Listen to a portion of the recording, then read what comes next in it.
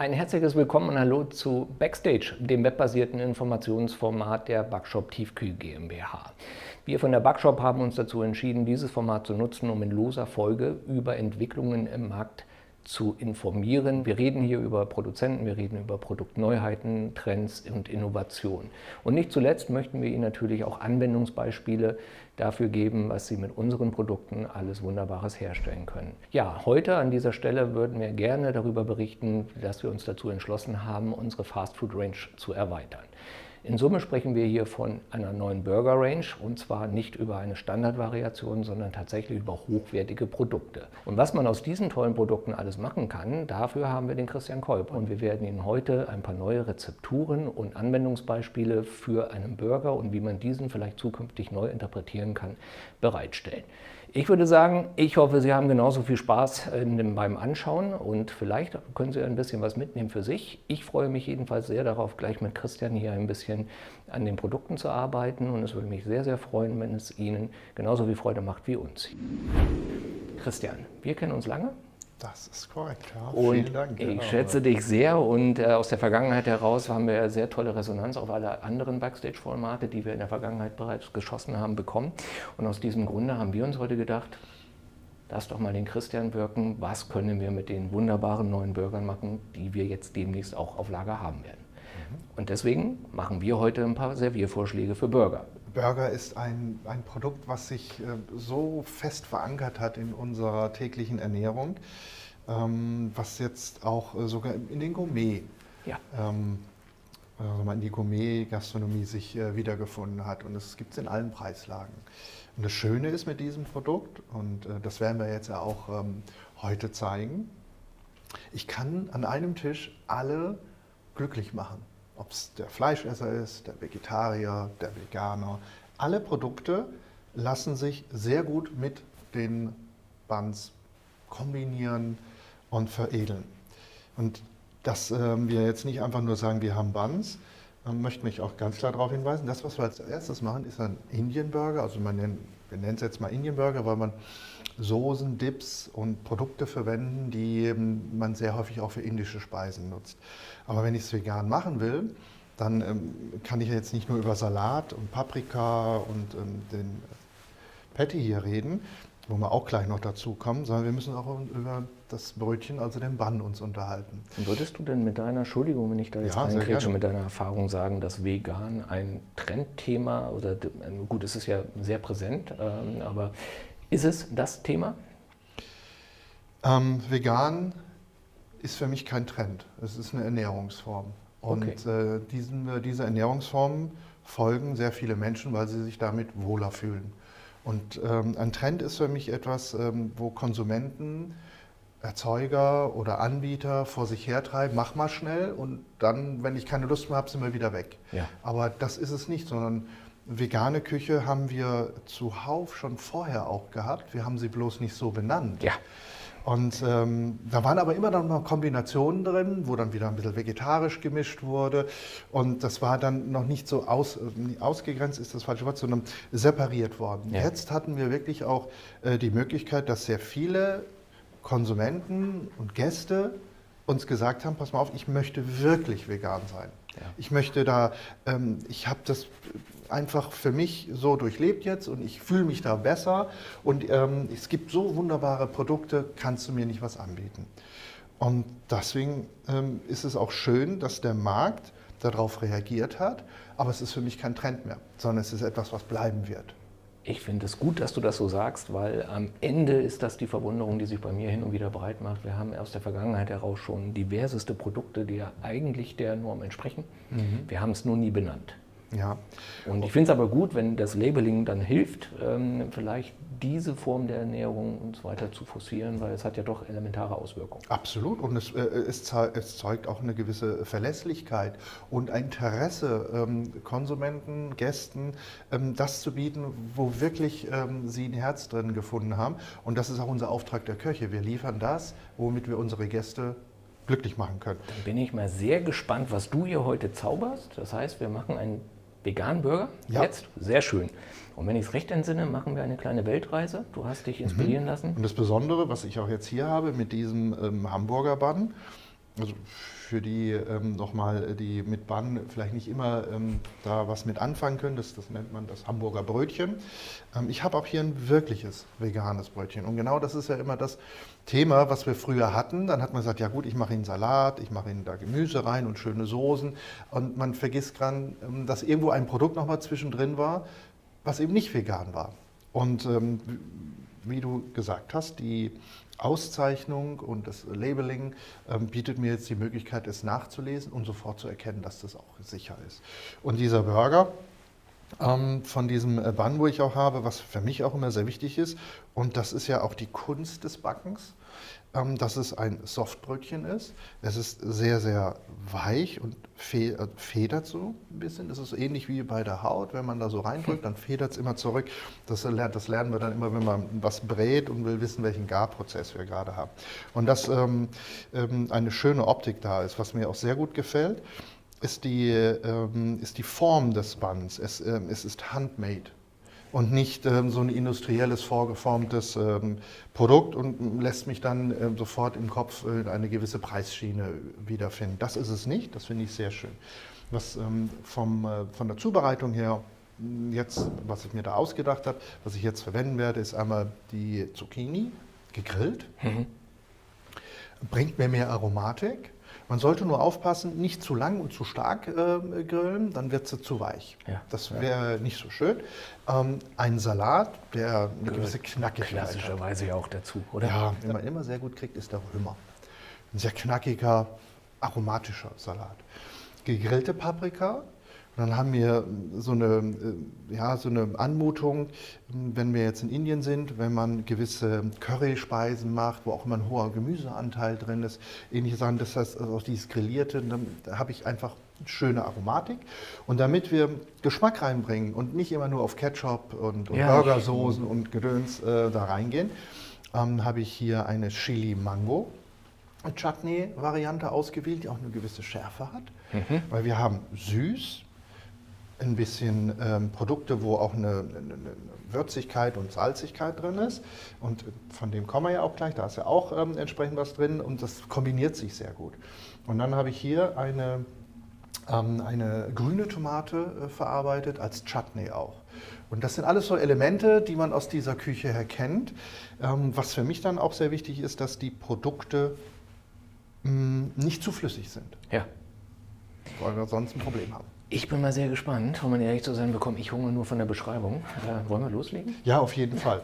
Aber es ist immer für mich sehr wichtig, dass jeder versteht, was wir heute auch machen wollen. Ja. Und hier haben wir ein interessantes Produkt, ein Patty aus Edamame und Avocado. Edamame, das musst du mal Edamame. Ja. Ich weiß nicht, ob es Ihnen was sagt, mir sagt es nichts. Es ist eine Sojabohne. Ja. Und ist grünlich, sieht ähnlich aus wie die, ich kenne es immer nur unter der Bezeichnung Saubohne. Weil es früher, das ist so eine grüne, schöne, hellgrüne Hülsenfrucht. Und die Edamame sieht ähnlich aus, nur kleiner. Wird, wenn man gerne asiatisch mal irgendwo essen geht, ist das in so einer Hülse drin und die werden angebraten, dann mit Salz drauf und dann lutscht man die so aus, dass man diese Kerne hat. Das ist die Edamame. Na, da bin ich ja mal gespannt. So, okay, dann würde ich sagen, fangen wir an. Ich lege mal unsere schönen Softbrötchen zur Seite. Oder möchtest du noch kurz sagen, was so die Zusammensetzung, das Besondere auch an dem Teil ist? Weil wir haben ja hier keine Butter drin. Keine Butter. Was man ja sehr häufig macht, um eine Elastizität und potenzierteren Geschmack hat. Den kann man hier weglassen und kriegen es trotzdem hin. Das finde ich sehr beeindruckend. Was eben auch das bietet, was wir nämlich wollen. Das zeige ich jetzt hier. Deswegen habe ich das hier in der Pfanne. Das ist jetzt ganz leicht nur von der Farbe verändert, aber es ist Räusch. Das ist das, was ich für die Burgerbelegung wirklich brauche. Also da bitte immer darauf achten, dass man es röstet. Das ist aber sehr zart. Ja, ich mag es nicht zu dunkel, weil wir haben so viele Komponenten. Ich kenne das. Meistens hat man auch noch so klar erkennbare dunkle Streifen. Die mag ich dann eher nicht. Dann schmeckt genau das vor. Ich habe hier schon Grillgeschmack drauf. Ich habe hier das Grillgeschmackmuster drin von der Paprika. Und dann habe ich ja irgendwann nur noch Rauch und irgendwas drin. Okay. Ich denke, ich habe es verstanden. Ehrlich? Ja, ja. So, jetzt würde ich sagen, darfst du. Ich entschuldige mich jetzt schon, weil ich kenne es nur aus der Flasche. Aber ich werde natürlich Aber es geht ja um mein Mengenverhältnisse. Bestes geben. Und ich würde in der Mitte anfangen tatsächlich Ja. und würde es breit streichen. Ich würde etwas mehr nehmen. Ja. Man sieht also für so etwas, wenn man einen Esslöffel voll nimmt, Ich würde sagen, du hast den zu kleinen Löffel gegeben. ja, deshalb, damit man mehrmals reingehen kann, dann sieht man, was das auch ist. Also das sind jetzt so also ein ganzer Esslöffel oder 2 Teelöffel sind so 20, 30 Gramm. Okay, und wir haben das mit Absicht gemacht, damit der Nico, der das heute übrigens hier alles wieder aufnimmt für uns, eine Chance hat, mich hier beim Löffeln zu mehrmals. Absolut. So, danke, das war sehr gut. Gut, das So. heißt, wir sind mit dem ersten Teil fertig. Exakt. Jetzt ist immer die Gretchenfrage, da sind ja schon ganze Streitereien und Schlägereien drüber ausgesprochen. Wo kommt der Salat hin? Exakt. Und Wo packst du ihn hin? ich mag ihn am liebsten unten. Das hat Okay. den Hintergrund, wenn ich in das Produkt hineinbeiße, ist von mir aus gesehen der Biss von oben nach unten der erste. Und da habe ich die erste Gefühle des Geschmacks, Okay. Kühle, Wärme. Und wenn oben schon ein guter Salat liegt, der auch ordentlichen Volumen hat und mir zu kalt ist, dann habe ich erstmal kalt und dann bin ich nicht ganz so erfreut, wie ich es haben wollte. Der Salat ist dann nur warm, wenn er schon länger warm gehalten wurde, der Burger. Aber wenn es frisch zusammengelegt hat, müssen wir diesen Salat ja in der Regel bei 5 bis 7 Grad lagern. Ja, Das ist der einzige Grund. da haben Sie wieder was gelernt. Ich mache das auch so unten, aber eigentlich mehr aus praktikablen Gründen, weil ich habe Kinder und es bröselt nicht so viel runter. Auch gut. Okay, dann machen wir mal den Salat. Ich nehme auch zur farblichen Varianz ein Finde ich etwas sehr helleres helles. Stück. Ja, So, jetzt haben wir ja den Mango Chili Dip drauf, wir haben den grünen Salat, also gehen wir mit was Rotem dran. Das ist die Grillpaprika. Und danach kommt schon der Patty. Und der Ja. Patty sieht ungebraten wie folgt aus, den hatten wir auch mal dargestellt. Das ist ein sehr schön geformtes Produkt. In der Pfanne mit ausreichend Öl, schön ausbraten. Dann kriege ich diese schönen goldgelben Farben auch hin und er ist knusprig. Und innen drin schön cremig weich. ja. Ja. Dann darfst du die Zucchini jetzt drauf machen. Jetzt legen wir den schön drauf. 2. Und denke immer die ich- Grillmuster nach oben, damit wir Aber- jetzt aber- Optik aber- haben. aber Das das- hast du was mir klar signalisiert, das ist wirklich gegrillt. Aber sieht man das denn auch, wenn der Deckel drauf ist? Ja, In der weil amerikanischen Darreichungsform. wir sind jetzt ja eher im höherwertigen Ja. Burger belegen. Wenn ich es natürlich oben drauf mache und verpacke, dann sehe ich es oder so nicht. Das heißt, du Aber musst den Deckel schön ich anlegen. würde es schön schräg machen, Ah. sodass der Kunde einfach eine Freude hat, sagt, deswegen bin ich zu dir gekommen, um so einen leckeren Burger zu essen. Jetzt machen wir das Tomatenchutney drauf. Ah ja, da kommt der Profi. Guck mal, mit einmal löffeln. Deswegen braucht man nicht Ganz unbedingt einen erstaunlich. großen. Der Nachteil ist, machst du einen Esslöffel rein, sind auf jeden Fall 50, 60 Gramm drin. Macht man einen kleineren. Da rein. kommt der Kaufmann in dir durch, oder? Ja, Als ja. Ich muss Restaurantbesitzer, ja auch. Wareneinsätze, ganz wichtiges Thema. Schauen, dass ich auch meine Kunden weiterhin bei Laune halte. Natürlich arbeiten sehr viel mit Dosierflaschen. Ja. Das ist bei solchen Festen Fast unmöglich, sehr schwierig. Würde ich auch nicht Geht machen. nicht durch die Tülle. Nein. Und wenn man es exakt machen möchte, dann habe ich aber einen doppelten Aufwand, weil ich es ja verstreichen muss, gehe ich mit einem kleinen Eisbotzenierer. Ja. So. Was für ein fantastisch leckerer Burger. Um ehrlich zu sein, ich habe jetzt Hunger. Ja, Aber vielleicht können wir so ein Patty mal anschneiden. Es würde mich furchtbar interessieren, wie die Farbgebung ist. Ja. Weil das ist ja auch so ein Thema, ja, sieht von außen ganz gut aus und dann schaut man mal rein und dann, oh. Ja, das ist korrekt. Dann schneide ich es mal schön in der Mitte an. Und das ist ein Produkt von Salud.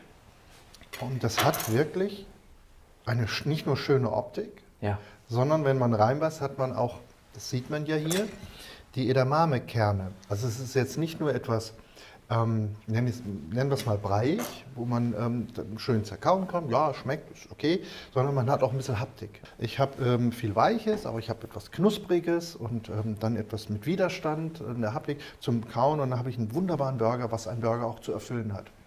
Fantastisch. fantastisch. Das Rezept für diesen fantastischen Burger, vielen lieben Dank, dass du dir die Mühe gemacht hast, die Rezeptur zu entwickeln, werden wir natürlich für unsere Kunden bereitstellen. Und wenn es Interesse gibt an diesem Patty, auch da stehen wir natürlich zur Verfügung und mit Rat und Tat werden wir das unterstützen, weil wir auch als Unternehmen sehr davon überzeugt sind. Vielen Dank für die erste Präsentation. Ich danke dir auch. Fantastisch, da haben wir nun also den ersten Teil der kleinen Weltreise hinter uns gebracht und wir haben jetzt vorbereitet eine ganz neue Variante, diesmal mit Fleisch.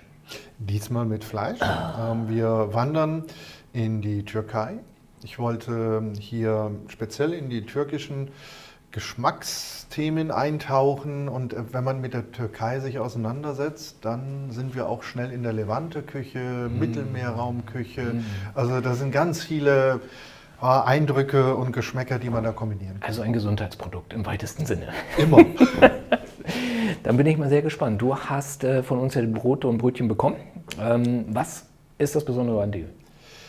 Hier finde ich es sehr spannend, da ist Sauerteig mit eingearbeitet. Jetzt kann man zu Recht sagen, halt, Sauerteig, Türkei, Levante-Küche. Ja, ich würde es trotzdem verteidigen wollen, denn auch zu damaligen Zeiten, als Brot entdeckt wurde, wie man aus einem Getreide Mehl macht, dann mit Wasser verrührt und man hat dann Fladen gehabt. Und wenn die eine Zeit lang standen, die Teige, bis sie dann weiterverarbeitet wurden, haben sie so einen leicht würzigen, säuerlichen Geschmack bekommen. Und das war auch damals schon in diesen ganz einfachen Brotsorten drin. Deswegen passt das sehr schön hier rein und das macht diesen Bun so spannend, dass er eben durch den Sauerteiganteil diese schöne Würze drin hat. Dann bin ich sehr gespannt und ich hoffe, ich darf mich einbringen beim Bestreichen. Ne? Weil auf jeden Fall. Habe ich ja heute schon die ersten Lernkurven. Das fand ich auch schon ganz gut, deswegen habe ich die gleichen Löffel gelassen. Das ist fürs Training auch immer hilfreich. So, okay, dann fangen wir mal an. Auch hier wieder, man röstet immer die Schnittkanten. Dafür gibt es spezielle Toaster und fängt dann an in der Belegung. Auch da wieder vom Salat das nehmen, wo man am liebsten im Betrieb auch verarbeitet. Hier habe ich jetzt einen Feldsalat ausgesucht, der so eine nussige, frische auch in den Burger hineinbekommt, wenn man es belegt. Und in der Jahreszeit ist das für mich ein sehr spannender Salat. Ja, ist nicht ganz günstig, aber wir sind ja auch so ein bisschen in tollen, außergewöhnlichen Burgern. Des Weiteren habe ich als Aufstrich Baba Ganoush. Baba Ganoush ist ein schönes Wort für einen Auberginensalat.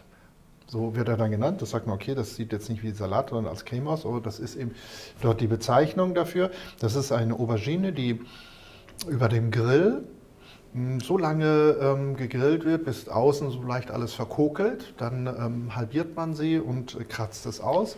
Wenn man jetzt keinen Grill hat, dann kann man es auch im Ofen machen. Und das Innere, was man ausgekratzt hat, vermengt man dann mit Gewürzen. Manche machen noch ein bisschen Joghurt rein und hat dann diese wunderbare Creme. Hat einen leicht rauchigen Geschmack, schöne Aromatik von der Aubergine. Und somit arbeite ich jetzt hier ein bisschen anders. Ich gebe nicht zu viele Einzelzutaten drauf, sondern ich mache es über die Creme. Damit ist er nicht zu hoch und schön aromatisch. Für die Würzung hätte ich Mojo. Mojo-Soße, okay, kommt aus den Kanaren, hat jetzt wenig vielleicht der Begriff mit der Levante oder auch der türkischen Küche zu tun. Nur die Zutaten, die hier drin sind, Paprika und Chili, sind üblich auch in der Türkei. Und dann heißt es wieder ein bisschen anders und da hat man dann die Möglichkeit, auch ein bisschen zu spielen. Und für die Frische und Knackigkeit ein Karottensalat mit Apfel drin und schwarzem Sesam. In dem Fall könnte man es aus Rindfleisch machen, aber wenn wir in der Türkei sind, habe ich natürlich Lamm verwendet. Und was macht man dann mit einem Lamm? Man kennt es vom Köfte. Kumin drin, Knoblauch drin. Zwiebeln drin und dann wird das wirklich schön aromatisch abgeschmeckt und gebraten. Ist ein etwas festeres Fleisch dann dadurch, wenn man es gebraten hat, aber unglaublich aromatisch. Und ist das ein Patty aus deiner eigenen Entwicklung oder ist sowas heute schon am Markt erhältlich? Also Köfte kriegt man schon vermehrt und kann man auch fertig schon als Fladen zum Grillieren kaufen. Ich forme es sehr gerne manchmal, weil dann die Lammabschnitte da sind und dann hat man eigentlich genau das, was man braucht. Noch ein bisschen Fettzusatz, weil ein bisschen Fett sollte immer drin sein. Ich habe mir das ja mal bei dir im Restaurant anschauen dürfen, wo noch richtig von Hand abgestochen wurde. Jede Zutat frisch, nichts vorgefertigt. war sehr beeindruckt. Ja, sehr schön. Und das lässt sich ja gut von der Hand gehen. Okay, dann fangen wir mal an. Also, wir haben wieder Boden und Deckel. Und ich würde in dem Fall mit der Mojo-Soße anfangen, unten, weil wir ja da jetzt einige Ölabsetzungen sieht. Und das dringt dann leicht in das Brötchen ein. Mache ich es oben drauf, dann läuft es mir runter, dann würde ich mich komplett verkleckern. Also dann lieber solche Soßen auf dem Boden. Sehr schön. Voilà, Monsieur. Ach so, ich mache dafür den Deckel. Die Baba Ganoush, sieht man, ist ja schön cremig. Ich finde den Namen super. Ja, und da nicht sparen jetzt bei dem Baba Ganoush, denn das ist ein wesentlicher Geschmacksträger. Und da er so cremig ist, hält er alles, was oben ist, schön zusammen. Also ich glaube, wenn ich hier noch 3 Böden mache, dann bin ich der perfekte Dosierer. Es wird immer besser. Ja. Respekt. Dann geben wir Salat drauf, schön locker drauf fallen lassen.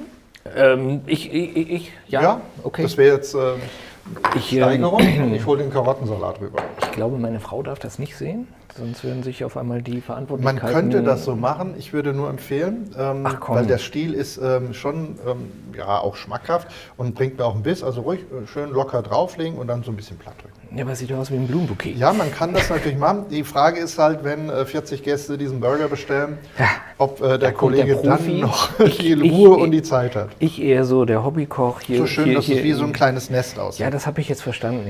Guck mal hier. Doch. Ja, ist okay. Ja, das hat man hat nicht zu viel Salat drauf. Ähnlich so von der Menge her, wie wir es vorhin auch gesehen haben mit den anderen Salatsorten. Aber es ist einfach schöner von der Optik her jetzt. Ja. Dann geben wir unser Lammfleisch drauf. Das brate ich in der Pfanne auf dem glatten Grill oder eben auf einem richtigen Holzkohlegrill. Das, was halt vorhanden ist. So, das geben wir jetzt schön drauf, dass es auch schön sichtbar ist. Und jetzt den Karottensalat. Der Karottensalat, diese Streifen mit Essigöl, Salz, bisschen Agavendicksaft, Zucker würde ich nicht unbedingt nehmen.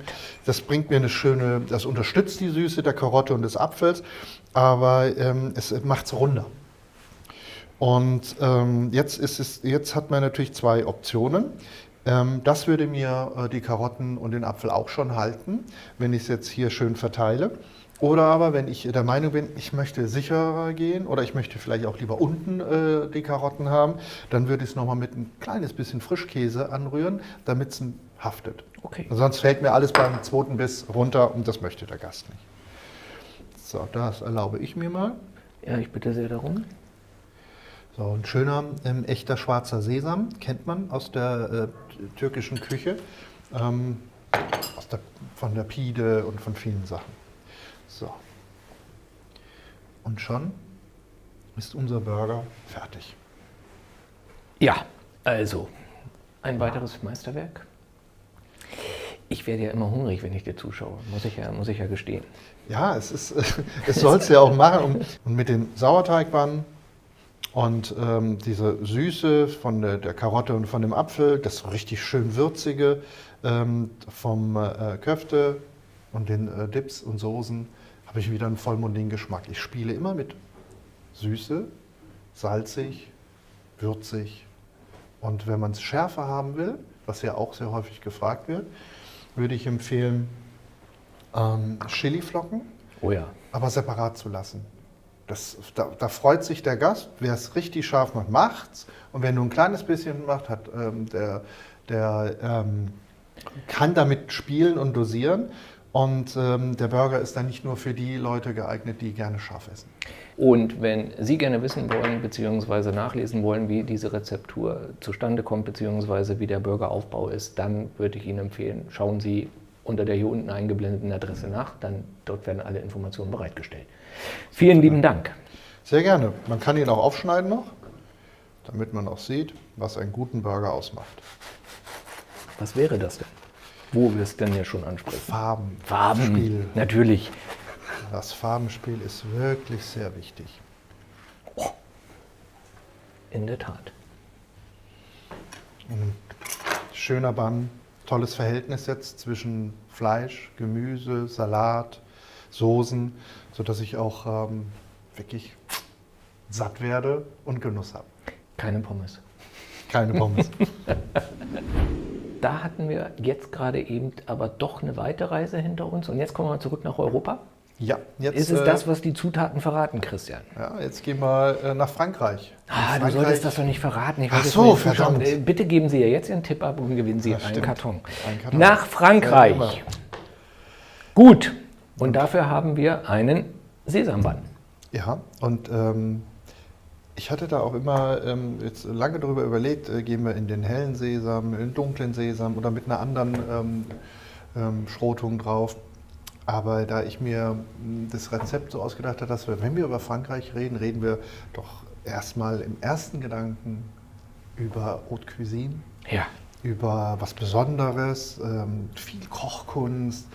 Und deshalb habe ich mir eine sehr milde Bestreuung gewünscht für diesen Burger. Ich bin sehr gespannt. Ich hoffe, ich kann Wertgebendes beitragen in Form von operativer Unterstützung. Auf jeden Fall, das wird wichtig, weil jetzt haben wir den aufwendigsten Burger hier vorliegen. Ich kann für mich heute festhalten, ich habe bestreichen gelernt und Salat auflegen. Das sind die ersten 2 Schritte. Und wenn ich mir das so angucke, kriege ich jetzt die Masterclass? Jetzt darfst du den ganzen Burger machen. Sehr schön. Und weil ich ja auch noch das Fleisch brate. Das ist auch ein Minutensteak. Also hier vom Schnitt her, wenn man es sich mal auch so anschaut, das ist so ein 300 Gramm Steak gewesen. Und das habe ich dann nochmal halbiert und geviertelt, damit man es schön setzen. Ich möchte jetzt kein großes Steakwunder da drauflegen, sondern das ist ja etwas, was sich mit vielen Dingen jetzt verbinden soll. Und damit ist es ein Minutensteak und damit kann ich es auch à la Minute machen. Na, sehr schön. Wie man so schön sagt. Und wie immer fangen wir an, den Band zu rösten. Und auch hier ist es wieder sehr gelungen. Er ist ein bisschen unförmig. Er zeigt nicht, dass er einfach nur von irgendwo durch ein Band geschoben wurde. Das macht es sehr angenehm. Er ist sehr luftig locker wieder. Und wir haben Deckel und Boden.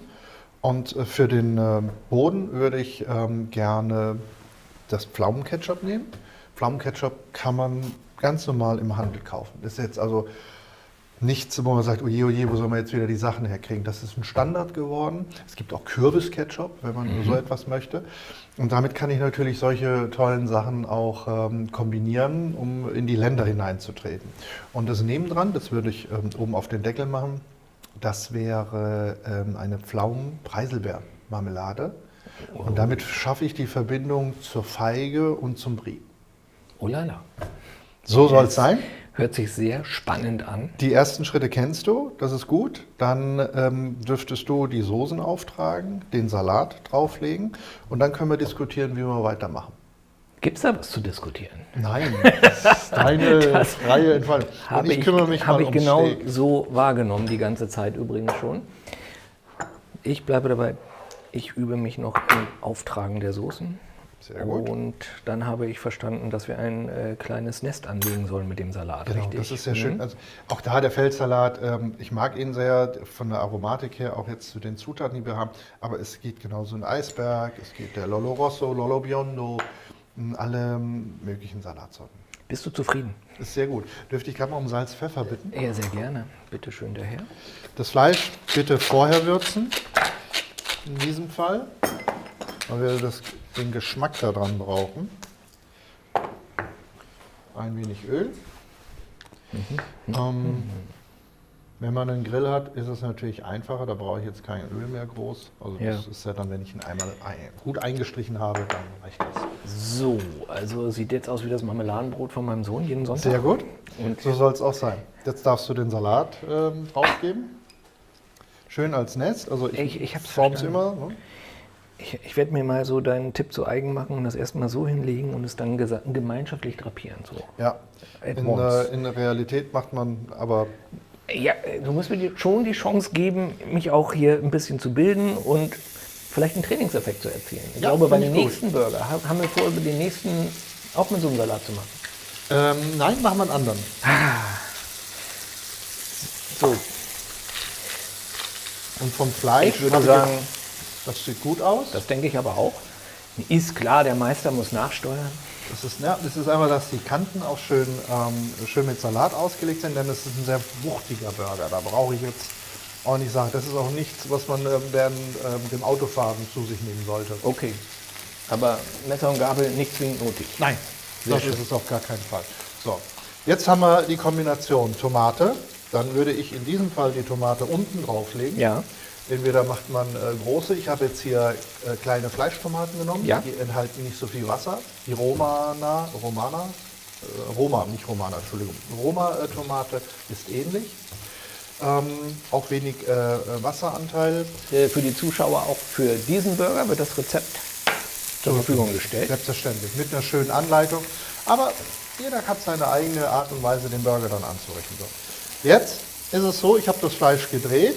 Jetzt lege ich sofort den Brie drauf, damit er Temperatur kriegt.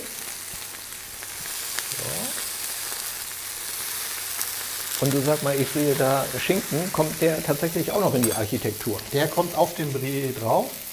Und somit haben wir alle Aromen drin, Ja, sehr schön. die man in einen Burger überhaupt reinbekommt. Ich arbeite sehr gern damit, dass man jetzt Sachen, die auch noch ein bisschen Temperatur haben, auch dann, wenn man schon frisch grilliert, auch oben drauf legt. So. Na, warte mal, das machen wir anders. Und da wir ja im Steak, besser in der Steakwelt uns befinden, darf das ruhig Medium sein. Oh mein Gott. Das wird schwierig zu essen, kann ich jetzt Ich schon sagen. wollte gerade sagen, und Ich darf nur mal die Feige drauflegen. darf ich mal frech sein und nach den Kalorien fragen? Wenn ich anfangen würde, Kalorien zu zählen über Dann Dinge, hättest du- die schmecken, dann hätte ich ein sehr einsames Leben. Jetzt haben wir das, was wir brauchen. Und für diese Art der Gourmet-Burger, Ja. wenn man den Deckel dann drauf gibt, Ja. dann zweimal drücken, fertig ist er. Und was man hin und wieder sieht, Piekser? Was hältst du von Auf jeden Piekser? Fall, das brauchst du bei diesem Burger. Und dann ein Gerät, das man nur mit Messer und Gabel zu sich nimmt. Den kann man essen. Also man fängt jetzt an, ihn wirklich platt zu drücken und dann verteilt sich das schön. Der Fleischsaft vom Steak legt sich jetzt auch so ein bisschen auf die Tomaten und geht runter in den Salat. Damit habe ich auch die Würze und oben habe ich sofort die vielen Aromen von der Feige und Schinken, also dieses Salz, Süßige wieder. Es ist egal, wann ich durchbeiße. Ich habe immer viel Aromatik drin. Ist für mich einer meiner Lieblingsburger, weil er eben so vielschichtig ist. Vielschichtig. So sieht er aus. Wollen wir noch mal anschneiden? Trauen wir Auf uns jeden das? Fall. Ich bin gespannt. Aber in dem Fall, da wir im Gourmet sind, werde ich 2 Piekser nehmen. Das wäre echt schade. So. Alles andere wäre auch haltlos. So. Und. Perfekt. In der Fleischgabel. Ich habe jetzt hier darin. So. Oh, das, ja. Und auch hier, sehr beeindruckend. Ich müsste reinbeißen. Das sieht viel zu lecker aus. Also ruhig mal auch ausbrechen. Die Leute freuen sich, wenn sie auch mal Burger bekommen, die jetzt, von dem ich kauf's und nimm es schnell irgendwo mit und esse es dann auf dem Weg oder später. Das ist ein Burger, den isst man frisch zubereitet. Mit Genuss. Schicht Mit für viel Schicht. Genuss. Wenn man ein bisschen noch Würze in den Käse reinbringen will, Brie de Meaux, das ist jetzt gerade die Zeit. Und dann haben wir das eigentlich sehr schön für eine Hotelbar, für ein Restaurant, der auch einen speziellen Burger anbieten möchte. Da ist dann so ausgebrochen aus der Club-Sandwich-Welt. Ja, sehr schön. Sehr, sehr lecker. Von der Ansicht zumindest. Und wenn die Kamera gleich weg ist, werden wir auch reinbeißen. Danke. Super, das wünsche ich mir. Wunderbar. Wir hatten bis eben, wenn ich es jetzt recht zusammenfasse, die Türkei, wir hatten Frankreich und wir hatten Indien. Richtig? Genau, richtig. Und jetzt? Jetzt gehen wir globaler Noch ans Werk. globaler. Jetzt gehen wir in den Orient. Jetzt kommt das, was ich vorhin auch schon mal zur türkischen Küche gemeint habe. Das ist ja auch ein wesentlicher Speiseplan, der sich in der Levante-Küche wiederfindet. Ja. Und das Orient ist ja riesig. Also das sind so viele Einflüsse und verschiedene Völker und Stämme beheimatet. Und da habe ich mich dann auch so aus verschiedenen Ländern mal so ein bisschen inspirieren lassen. Ja. Und auch dort ist eine vegane Küche jetzt nichts Unbekanntes, sondern das ist Standard, weil man so gewohnt war, sich zu ernähren. Ja. Und da kann man sich wirklich schön austoben. Hier ist es ja sehr besonders, dass wir Kurkuma drin haben. Ja.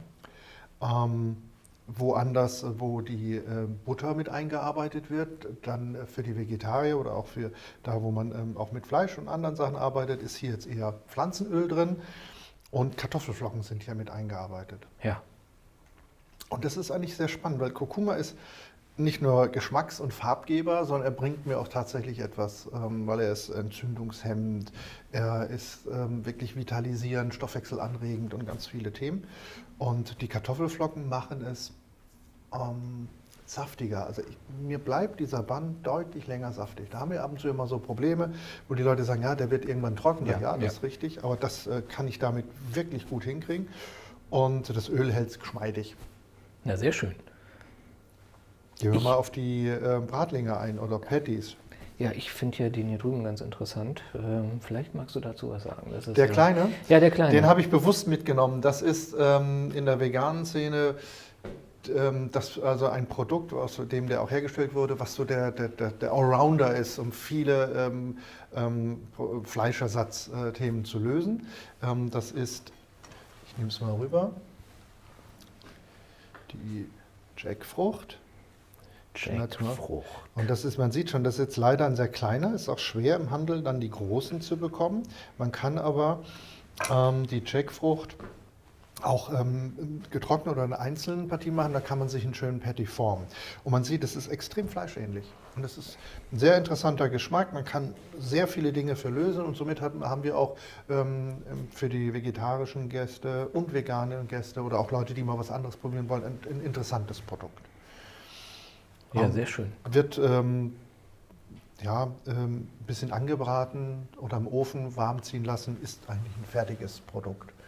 Dann habe ich hier zwei Bratlinge, die ich selber gemacht habe. Nennen wir es mal Bratlinge, weil das, wie die gemacht werden, ist so eine Getreidemischung, wo auch ein bisschen Bindemittel drin sind, wie Stärke, Ja. Süßkartoffelmehl, Kichererbsenmehl, solche Sachen kann man da sehr gut einarbeiten. Und dann wird es mit heißem Wasser aufgegossen, quellen lassen, formen, fertig. Und dann ausstecken, ganz normal. Ich forme dann wirklich, als wäre es wie bei einem Hackfleisch, Ja, wie man ja. es so kennt, und dann brate ich es in der Pfanne aus. Ja, es ist, wir müssen ja auch ein bisschen Varianten reinbringen für die Gäste, sonst ist ja auch lang. Aber wir haben auch ein sehr, sehr schönes Produkt, das ist Edamame und Avocado als Bratling, Patty gemacht und paniert und somit haben wir so was Knuspriges. Und die Aromatik von der Edamame, das ist eine Sojabohne, ist wirklich schön, geschmeidig, nicht so vordergründig wie eine Erbse, milder. Milder. Sehr, sehr schön. Und für welchen Patty hast du dich denn heute entschieden oder welche Variante werden wir denn machen? Vorbereitet habe ich einmal diesen hier, weil da die Currypaste drin ist. Okay. Die wiederum ein bisschen angerührt ist mit Kumin, also Kreuzkümmel, also dass wir so ein bisschen breiter gefächert gehen. Ich finde einfach, Currypasten sind auch in ihrer Zusammensetzung so vielschichtig. Die meisten kennen wir ja gar nicht. Wir kennen nur Rot, Grün, Gelb und dann war es das. Aber da geht es breiter raus und da kann ich eigentlich bis in den Orient die Fühler rausstrecken, was da so zu haben ist. Und das wäre eine Möglichkeit. Und ich würde aber auch eigentlich gern den hier nehmen. Naja, nachdem du aber hier auch der Chef aber bist. Das überlasse ich dir. Nee, du darfst gerne die Entscheidung treffen, weil du baust dir diese wunderschönen Rezepte, die Sie übrigens dann im Nachgang bei uns nachlesen können. Und insofern würde ich vorschlagen... Machen wir zwei. Finde ich gute Idee. Danke. Ich finde es gut. Dann lege ich den auch schon mal rein hier, weil wir den ja schon in der Umgang. Dann gibt es keinen Ärger. In dem Fall habe ich mich für einen sehr milden Salat entschieden. Das Eichblatt ist ein sehr, sehr milder Salat. Ein bisschen Paprika gegrillt. Wenn man das nicht hat, kann man auch Zucchini oder Aubergine nehmen. Petersiliensalat, das ist so richtig typisch für dort. Gehackte Petersilie, Tomaten, Olivenöl, bisschen Essig oder Zitronensaft, Salz, fertig. Sehr schön. Und hier habe ich eine Salsa gemacht. Das ist aus der grünen Tomate, eine eine Chutney. und Paprika frisch reingeschnitten. Wenn ich keine frische Paprika habe, kann ich natürlich auch die gegrillte Paprika nehmen, nochmal ein bisschen abschmecken und dann verrühren. Dann habe ich sie eigentlich aus dem Basisprodukt wieder Neues kreiert. Und hier ist Hummus. Hummus. Und dann sind wir sehr gut unterwegs. Tolle Aromen drin, er bleibt saftig, wir haben einen guten Bann. Wer es scharf haben möchte, Die Chiliflocken. bitte Chiliflocken drauf. Okay. Ich hoffe, du hast mitbekommen, Lernkurve steigt. Chiliflocken habe ich verstanden und ich würde fast vermuten, ich soll jetzt mit dieser Paste anfangen, diesen Boden zu bestreichen. In dem Fall war das eher das Ansichtsmuster. war das die Würzpaste für den Bratling, also für den Patty. Also wir haben das Chutney und wir haben Hummus. Hummus würde ich unten dran setzen, auf dem Boden. Und das hier eher oben. Wenn man sagt, und das hatten wir auch in einem anderen Thema schon behandelt, wenn die Leute sagen, ja, aber da ist mir jetzt doch ein bisschen zu viel Flüssigkeit, die mit auf den Burger ja draufkommt. Ich möchte nicht, dass es mir vielleicht von oben runter tropft, dann gehen wir unten rein. Okay. Deine Entscheidung. Du, nachdem wir nun uns schon für 2 Patties entschieden haben, dann würde ich doch vorschlagen, wir entscheiden uns auch für 2. Ja, genau. Sehr gute Wahl.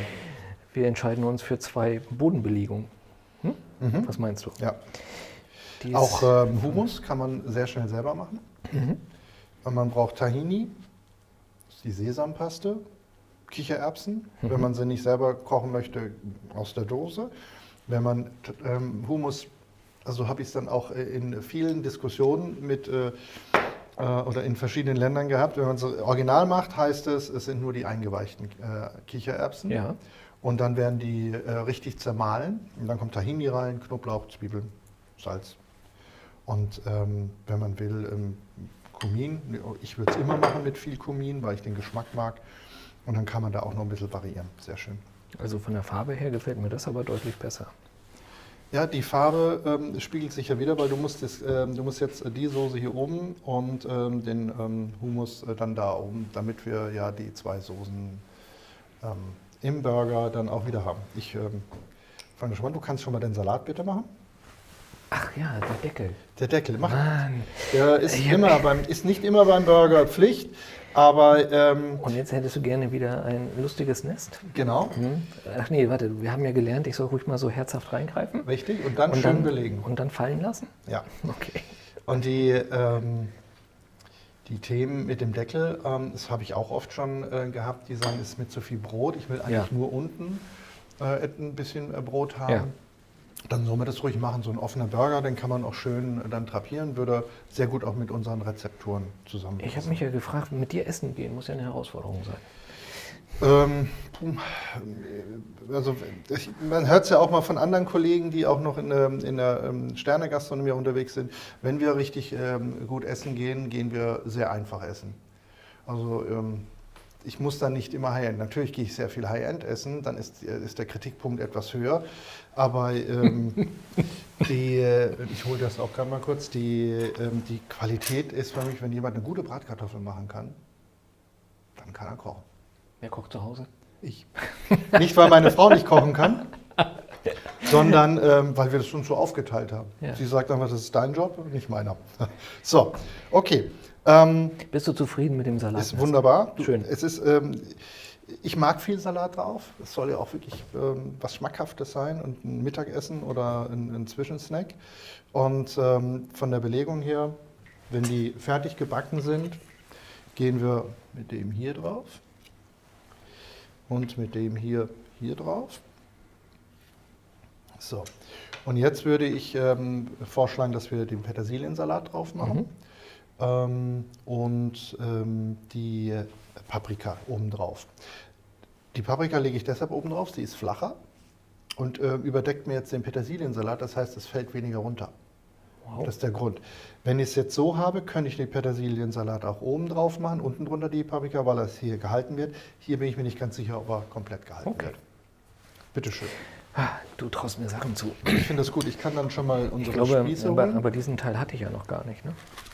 Nee, deswegen, also Burger zusammenlegen ist nicht ohne. Man sollte sich Gedanken machen, mit welchem Geschmack möchte ich meinen Gast überraschen. Ja. Wo möchte ich mit ihm hin, dass er, wenn er das isst, Und das ist ja immer die Story in jedem Essen. Und wie kriegst du die Story transportiert? Ich überlege es mir erst im Kopf. Nun sitze ich als Gast im Restaurant, schaue mir die Karte an und dann werden da fancy Namen aufgerufen. Würdest du empfehlen, dass man durchaus auch beschreibt? Auf jeden Fall, ganz, ganz wichtig. Okay. Also die Beschreibung, was drin ist, ist entscheidend. Und meine Mitarbeiter sollten in der Lage sein, ihren Lieblingsburger zu finden. Das kommen solche Fragen, wie sieht das aus, was ist Ihr Lieblingsburger, dass es erklärt wird. Ja. Und dann müssen Sie Ihren natürlich erklären können, aber die anderen auch, sodass die Leute ein Gefühl kriegen, was kommt da drauf. Und es ist wie beim Wein, ich kann auch meinen Gast fragen, ja, was mögen Sie am liebsten für Zutaten? Und die Burger sind so vielschichtig aufgebaut, dass ich auf jeden Fall da irgendwo einen Treffer finde. Eine schöne Mischung. Jetzt wieder drauf. So, bitteschön. Du überlässt mir den schweren Teil, ich verstehe. Und dann haben wir etwas aus dem Orient geschaffen.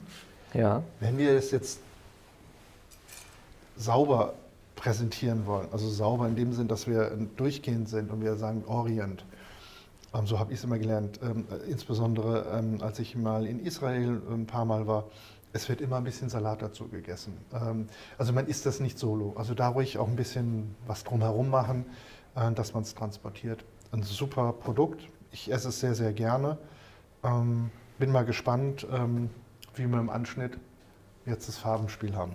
Ich finde jetzt schon die Optik famos, was aber ganz maßgeblich vom Brot mitgetragen wird. Muss ich sagen, gefällt mir ausgesprochen gut. So, das wäre die Nummer 1, da siehst du es. Ja, sehr, sehr schön. Und der Vorteil ist, wenn man auch mit Getreideprodukten arbeitet, insbesondere Dinkel, also Dinkelflocken, Schrot, das nimmt man auch sehr gerne für Produkte, die so ein bisschen den Fleischgeschmack widerspiegeln sollen, weil es sehr, sehr ähnlich ist dann. So, wunderbar. Wow.